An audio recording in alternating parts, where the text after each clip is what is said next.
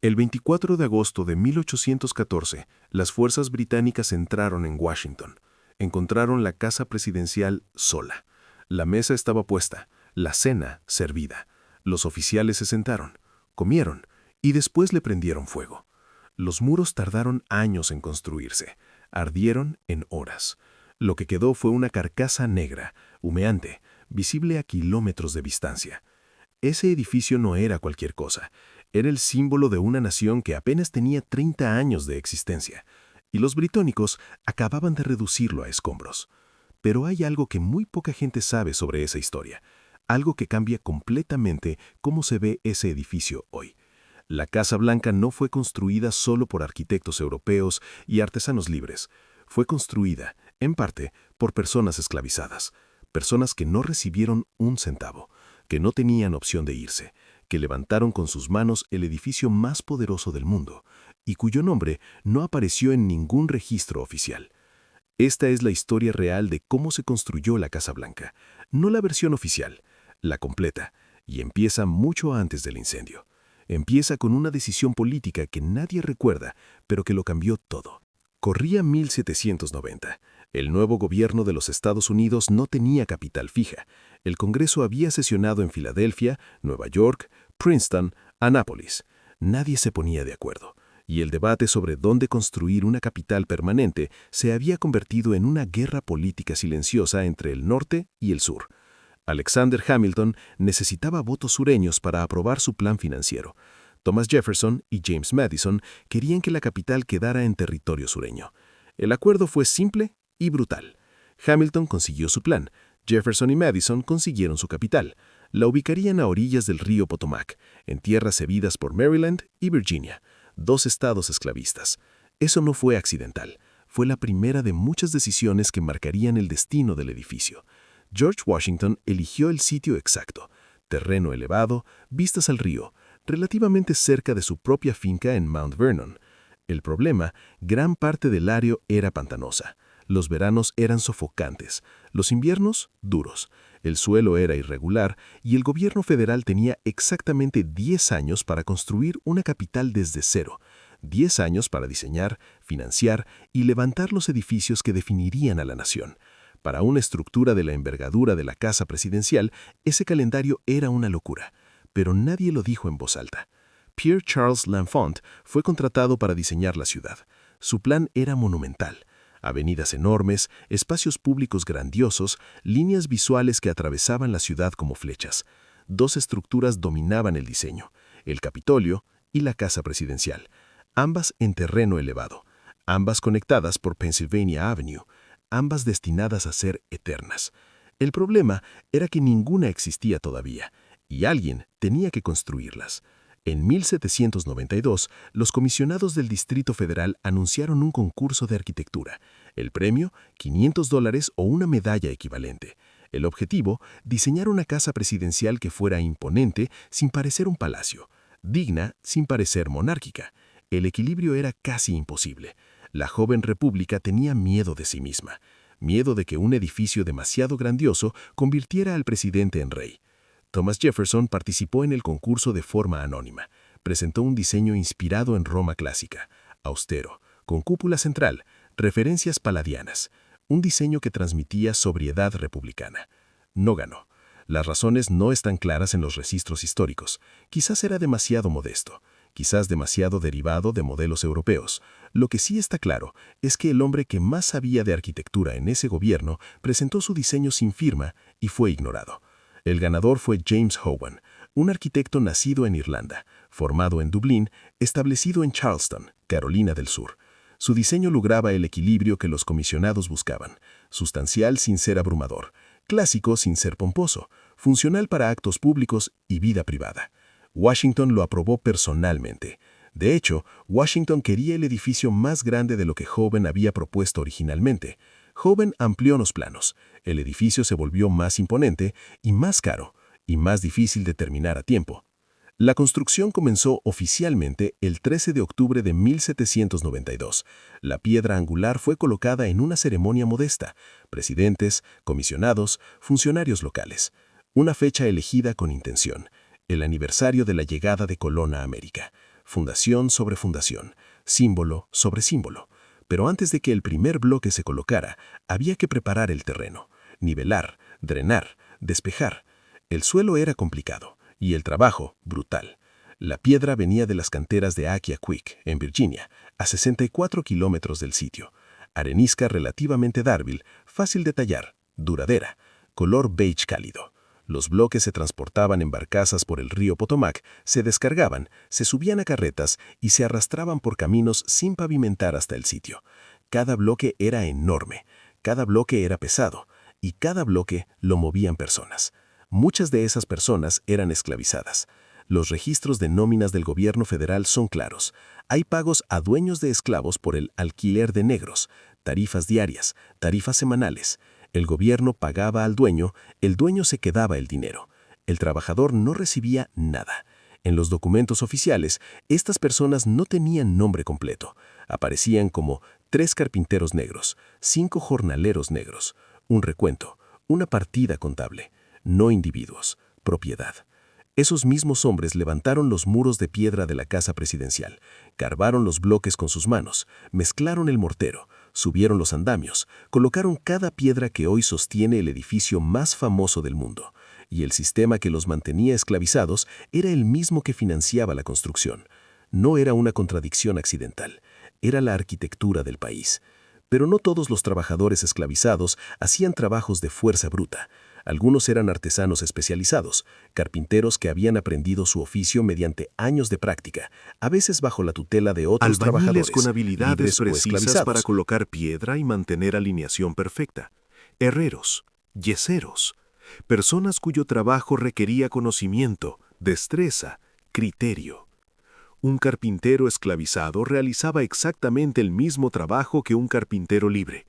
Construía las mismas estructuras, usaba las mismas herramientas, interpretaba los mismos planos. La única diferencia era su condición jurídica. Y esa diferencia lo cambiaba todo. Porque el salario del carpintero libre iba a su bolsillo. El del carpintero esclavizado iba al bolsillo de su dueño. El libre podía irse si las condiciones eran intolerables. El esclavizado no tenía esa opción. Ninguna opción. Solo el trabajo. Todos los días. Las condiciones en el sitio eran duras para todos. Los andamios eran básicos. Las herramientas eran manuales. Albañiles con habilidades precisas para colocar piedra y mantener alineación perfecta. Herreros, yeseros, personas cuyo trabajo requería conocimiento, destreza, criterio.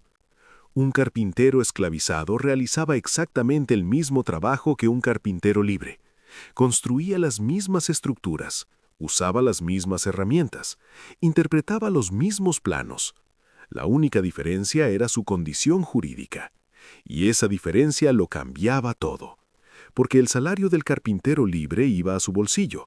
El del carpintero esclavizado iba al bolsillo de su dueño. El libre podía irse si las condiciones eran intolerables. El esclavizado no tenía esa opción. Ninguna opción. Solo el trabajo. Todos los días. Las condiciones en el sitio eran duras para todos. Los andamios eran básicos. Las herramientas eran manuales. No había medidas de seguridad como las conocemos hoy. Los bloques de piedra pesaban cientos de kilos y se izaban con cuerdas y poleas de madera. Un error y el bloque caía. Los veranos junto al Potomac eran sofocantes. Los inviernos eran duros y el mortero no fraguaba bien con frío. Las lluvias detenían el trabajo. El barro era constante. Los trabajadores libres aguantaban porque necesitaban el dinero. Los trabajadores esclavizados aguantaban porque no tenían alternativa. Y el progreso, bajo esas condiciones, era lento, desesperantemente lento. Para finales de 1793, los cimientos estaban casi listos y los muros comenzaban a elevarse. Para 1795, los muros habían alcanzado su altura completa en algunas secciones. Para 1797, la estructura exterior estaba esencialmente terminada. 5 años solo para levantar los muros, pero los muros eran solo el comienzo. El interior era otra historia completamente. Las habitaciones no tenían enlucido, las escaleras no tenían barandillas. Muchos espacios eran cáscaras vacías de piedra y madera sin terminar. El tejado estaba, pero el interior era un esqueleto. Y el gobierno tenía un problema enorme. El plazo vencía en 1800. Para esa fecha el Congreso se trasladaba a la nueva capital, y el presidente tenía que estar en su nueva casa, lista o no. James Hoban no era solo el diseñador, era el superintendente de obras, el que supervisaba cada etapa, cada bloque colocado, cada sección de andamio. Su diseño se inspiró directamente en Leinster House, en Dublín, la residencia del duque de Leinster. Una fachada Georgian, planta rectangular, proporciones clásicas. Hoban no copió, adaptó. Modificó el modelo europeo para los propósitos de una república americana que necesitaba proyectar poder sin proyectar monarquía. 3 plantas. La planta baja para servicios. La planta principal para actos oficiales y recepciones. La planta superior para las dependencias privadas del presidente. El salón este, el espacio más grande de la casa, diseñado para reuniones públicas masivas. El comedor de Estado, para cenas formales de gobierno. Un vestíbulo central que atravesaba el edificio de lado a lado, distribuyendo el flujo de personas durante los actos oficiales. Era un diseño inteligente, práctico y simbólico al mismo tiempo. Pero construirlo completamente en 8 años con los recursos disponibles era casi imposible. Y así llegó noviembre de 1800. El presidente John Adams y su esposa Abigail se convirtieron en los primeros ocupantes de la casa presidencial. Lo que encontraron no era lo que habían imaginado. El exterior era imponente. Los muros de piedra se erguían. El tejado estaba colocado. Desde fuera el edificio parecía terminado. Desde dentro era otra cosa. El salón este, el espacio más grandioso de la casa, no tenía enlucido, no tenía pintura. Era una zana enorme de paredes desnudas. Abigail Adams lo usó para tender la ropa a secar. Era el único uso práctico para ese espacio sin terminar. Las chimeneas, muchas de ellas, no funcionaban, y Washington en invierno era frío y húmedo. La familia intentaba calentar con las pocas chimeneas operativas una casa enorme, llena de corrientes de aire y habitaciones vacías. Abigail Adams escribió cartas describiendo el frío, las habitaciones sin terminar, el falto de mobiliario, el caos. Su tono no era de admiración. Era de alguien sobreviviendo en una obra activa, no viviendo en una residencia presidencial. El mobiliario era escaso. El gobierno tenía presupuesto limitado. Parte vino de Filadelfia, la antigua sede presidencial, pero no alcanzaba para llenar las numerosas habitaciones. Algunas estaban completamente vacías. Los caminos alrededor del edificio eran de barro cuando llovía y de polvo cuando hacía seco. El sitio de construcción seguía visible. Materiales dispersos, herramientas abandonadas, obreros trabajando mientras la primera familia intentaba vivir en el mismo espacio. Adams solo ocupó la casa 4 meses. Perdió las elecciones de 1800 ante Thomas Jefferson. Se fue rápido tras la toma de posesión de su sucesor. 4 meses en una casa sin terminar. Eso fue todo. Su tiempo en el edificio fue breve, incómodo y en gran medida insatisfactorio. Pero estableció algo fundamental. El edificio era técnicamente habitable. Eso fue suficiente para que la historia continuara. Thomas Jefferson llegó en marzo de 1801 con opiniones muy firmes sobre arquitectura. Había presentado su propio diseño en el concurso original. No ganó, pero eso no significó que se quedara sin influir. Durante sus 8 años en la casa presidencial, Jefferson dejó una huella estructural que todavía existe. Su contribución más visible, las terrazas este y oeste, pasillos cubiertos con columnas clásicas que se extendían desde la casa principal hacia ambos lados, creando espacio adicional para servicios y almacenamiento y mejorando la composición visual del edificio. Jefferson había viajado a Europa, había estudiado las ruinas romanas. Sus adiciones bebían directamente de esa influencia. Pasillos columnados que hacían referencia a los pórticos de la Roma republicana adaptados a la capital de la nueva república. 3 plantas. La planta baja para servicios. La planta principal para actos oficiales y recepciones. La planta superior para las dependencias privadas del presidente. El salón este, el espacio más grandioso de la casa, no tenía enlucido, no tenía pintura. Era una sala enorme de paredes desnudas. Abigail Adams lo usó para tender la ropa a secar. Era el único uso práctico para ese espacio sin terminar. Las chimeneas, muchas de ellas, no funcionaban, y Washington en invierno era frío y húmedo. La familia intentaba calentar con las pocas chimeneas operativas una casa enorme, llena de corrientes de aire y habitaciones vacías. Abigail Adams escribió cartas describiendo el frío, las habitaciones sin terminar, el falto de mobiliario, el caos. Su tono no era de admiración, era de alguien sobreviviendo en una obra activa, no viviendo en una residencia presidencial. El mobiliario era escaso. El gobierno tenía presupuesto limitado.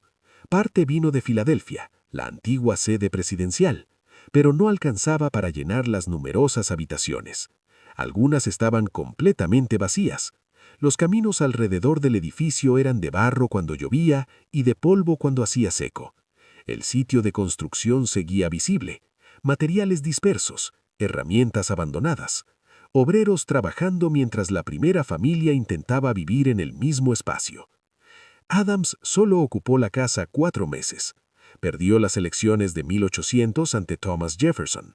Se fue rápido tras la toma de posesión de su sucesor. 4 meses en una casa sin terminar. Eso fue todo. Su tiempo en el edificio fue breve, incómodo y en gran medida insatisfactorio. Pero estableció algo fundamental. El edificio era técnicamente habitable. Eso fue suficiente para que la historia continuara. Thomas Jefferson llegó en marzo de 1801 con opiniones muy firmes sobre arquitectura. Había presentado su propio diseño en el concurso original. No ganó, pero eso no significó que se quedara sin influir. Durante sus 8 años en la casa presidencial, Jefferson dejó una huella estructural que todavía existe. Su contribución más visible, las terrazas este y oeste. Pasillos cubiertos con columnas clásicas que se extendían desde la casa principal hacia ambos lados, creando espacio adicional para servicios y almacenamiento y mejorando la composición visual del edificio. Jefferson había viajado a Europa. Había estudiado las ruinas romanas. Sus adiciones bebían directamente de esa influencia. Pasillos columnados que hacían referencia a los pórticos de la Roma republicana adaptados a la capital de la nueva república. 3 plantas.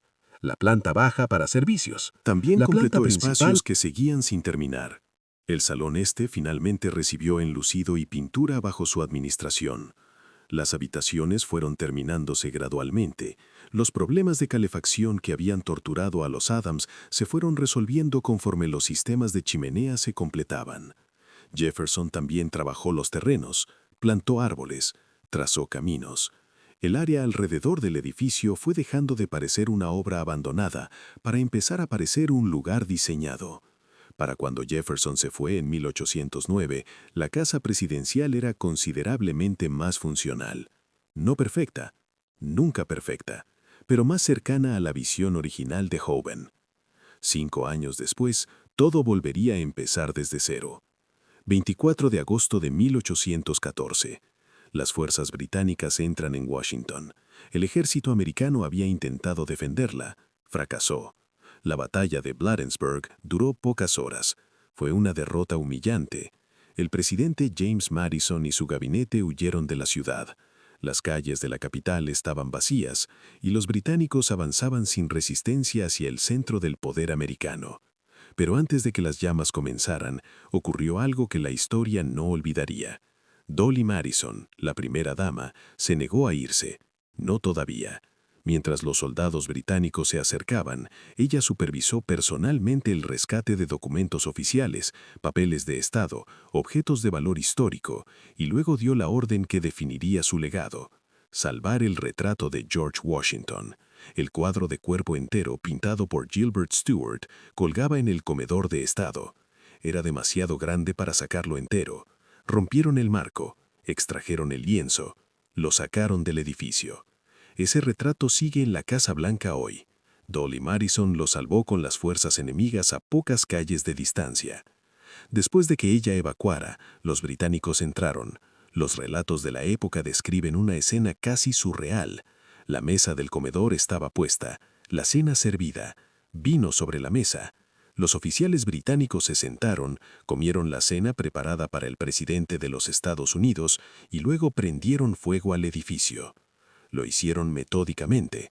Usaron materiales combustibles para garantizar una combustión completa. La estructura interior de madera, los suelos, las escaleras, los acabados, todo lo que había tardado años en construirse, ardió con intensidad. El calor fue tan extremo que agrietó la piedra en algunas secciones. Los muros exteriores de arenisca sobrevivieron. La piedra no arde, pero todo lo que estaba dentro, todo lo que los trabajadores habían construido durante 8 años, desapareció en horas. Esa misma noche ardió el Capitolio, el Tesoro, el Departamento de Guerra. La destrucción era sistemática y deliberada. Los británicos querían humillar a los Estados Unidos.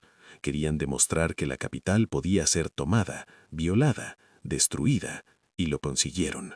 El resplandor de los incendios era visible a kilómetros de distancia. Testimonios de la época describen el cielo de Washington iluminado como si fuera de día en plena noche. Era la imagen más poderosa de derrota que una nación joven podía imaginar. Pero entonces ocurrió algo que nadie esperaba.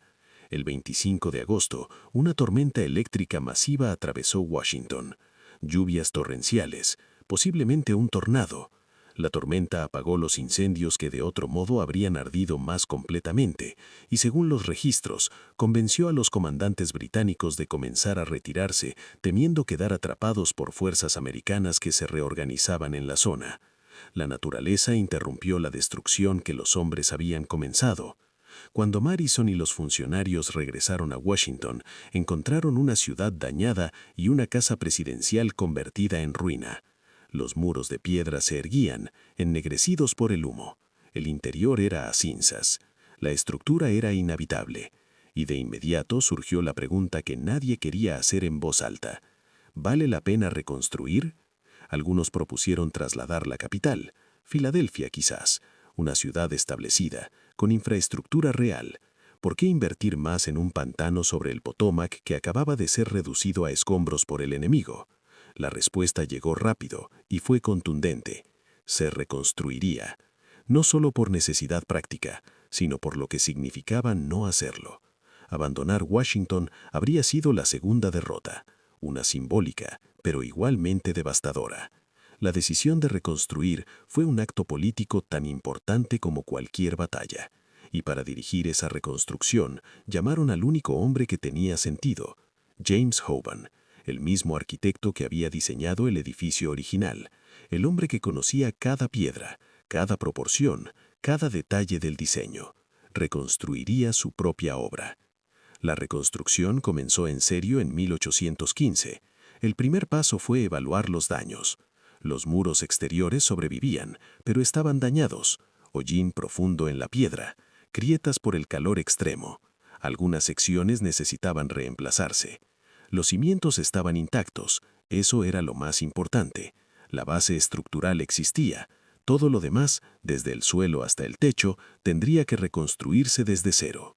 Limpiar el interior quemado fue en sí mismo un trabajo monumental. Toneladas de madera carbonizada, cinzas, escombros, todo tuvo que retirarse antes de que pudiera comenzar la construcción real. Una vez limpio, el esqueleto de piedra reveló algo valioso. Los muros exteriores eran suficientemente sólidos para sostener una estructura completamente nueva por dentro. Eso cambió el cálculo de tiempo y costo. Sin esos muros, reconstruir habría tomado tanto como construir desde cero. Con ellos, el plazo se comprimía dramáticamente. La piedra de reemplazo volvió a venir de las canteras de Aquia Creek. Los bloques nuevos tenían que coincidir con la piedra original en color, textura y propiedades. No era fácil. La piedra que sobrevivió el incendio llevaba más de 20 años expuesta a los elementos. Igualarla visualmente requería selección cuidadosa en la cantera y trabajo preciso de los canteros.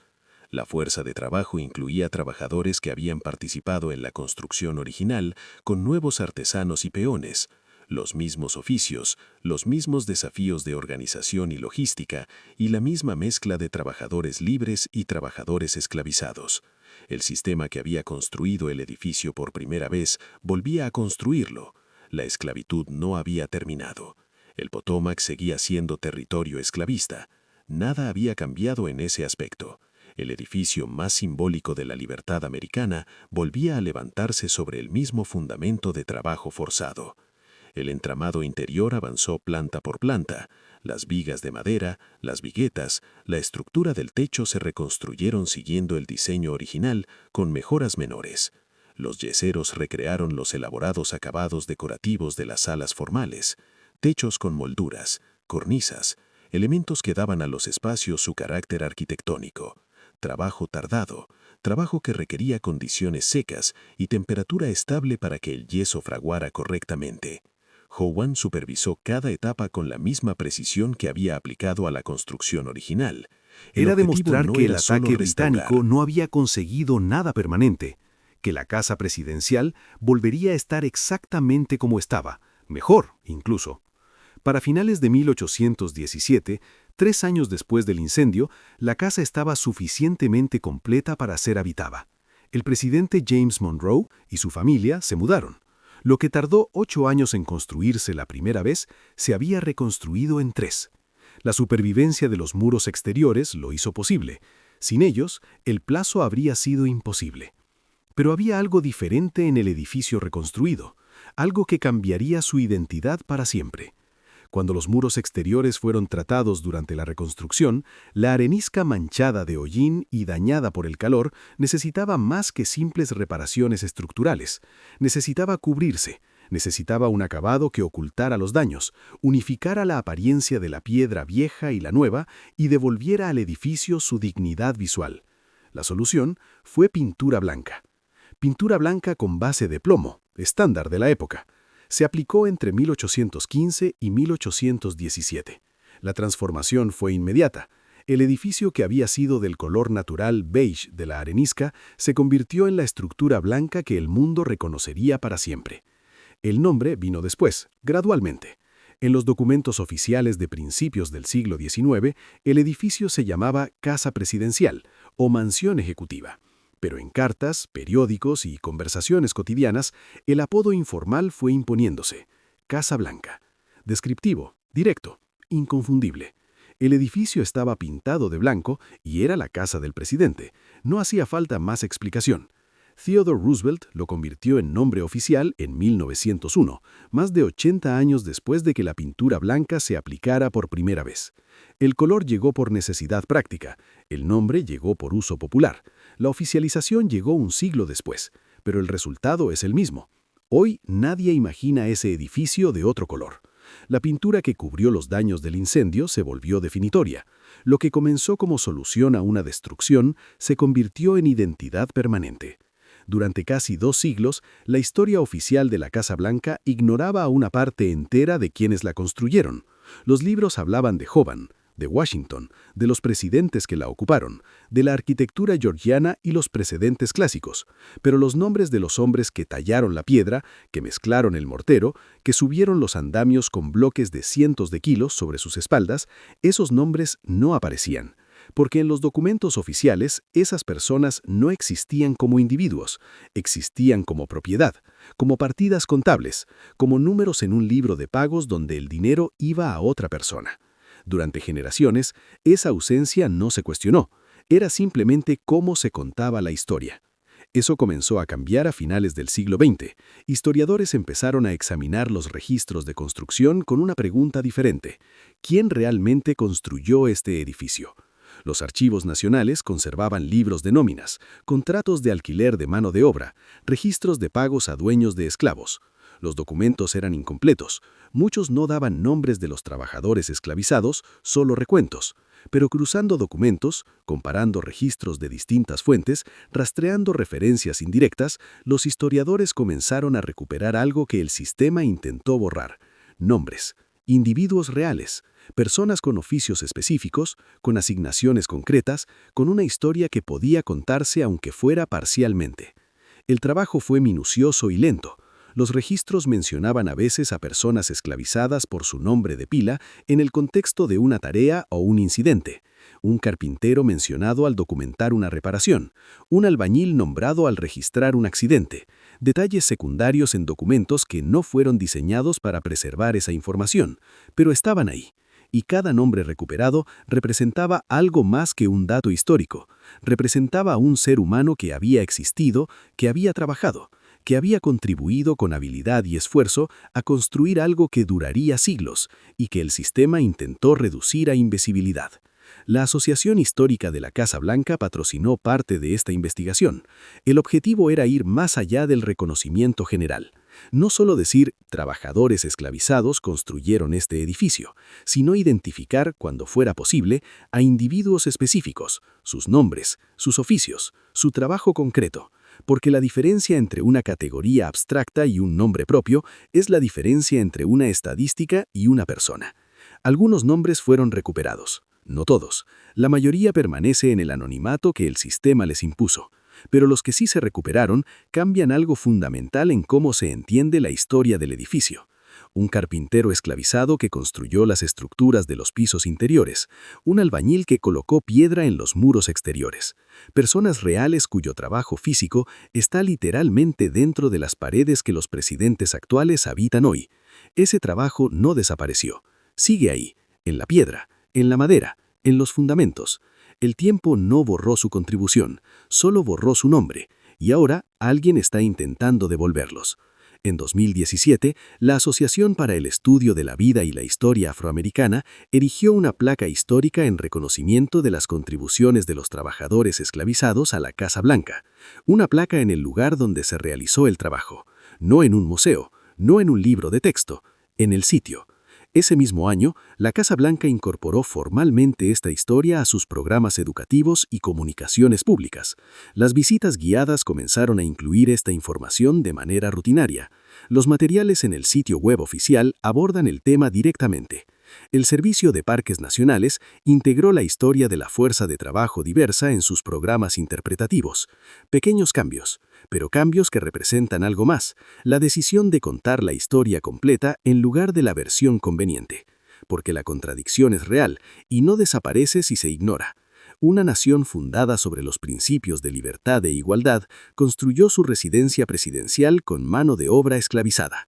El edificio destinado a albergar al líder de la democracia más poderosa del mundo fue levantado por personas a quienes se les negaba cualquier derecho democrático. Que no podían votar, que no podían moverse libremente, que no podían reclamar el salario de su propio trabajo, que construyeron con sus manos el símbolo de todo lo que se les negaba. Esa no es una contradicción menor, es una contradicción que está en los cimientos, literalmente, y pretender que no existe no la resuelve. Solo demuestra que la incomodidad de los vivos importa más que la verdad de los muertos. Los pórticos norte y sur se completaron en 1824 y 1829, respectivamente, años después de la reconstrucción, siguiendo los conceptos originales de Hoban, que nunca habían llegado a construirse.